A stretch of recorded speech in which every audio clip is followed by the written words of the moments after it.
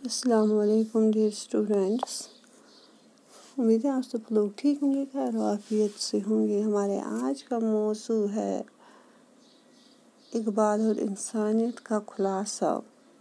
یہ جو مقالہ ہم نے پڑھا، یہ مقالہ اقبال اور انسان خواجہ غلام حسین الدین کی تصنیف آندھی میں چراغ سے ماخوذ ہے۔ اپنے اس مقالے میں خواجہ غلام حسین الدین نے علامہ اقبال کی شاعری اور فلسفے کا بھرپور جائزہ لیا اور علامہ اقبال رحمۃ اللہ علیہ کی شاعری کی ایک واضح تصویر پیش کی ہے۔ خواجہ صاحب فرماتے ہیں کہ ہمیں اقبال کی شاعری میں دو خاص باتیں نظر آتی ہیں، ایک یہ کہ وہ ایک بہتر انسان کا وجود چاہتے ہیں اور دوسرے کہ وہ ایک بہتر سماج کی تشکیل چاہتے ہیں۔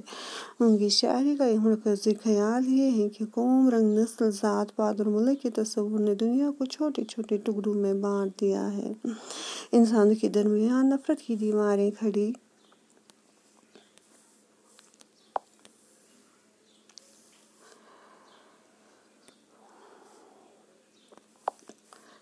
کر کے زندگی کے حسین چہرے کو بگاڑ دیا ہے۔ اسلام ایک ایسا نظام ہے جن کو ایک قلم سے مٹا دیتا ہے، لہٰذا اقبال کو یہی سماج زیادہ پسند ہے۔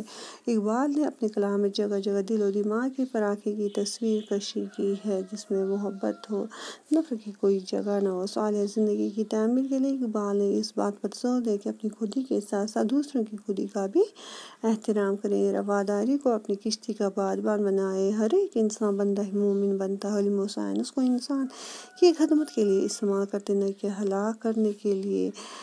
میں اور تو کے فرق کو مٹا دے، ایکتا کی تلاش کرتے اور دکھ سکھ میں ساتھی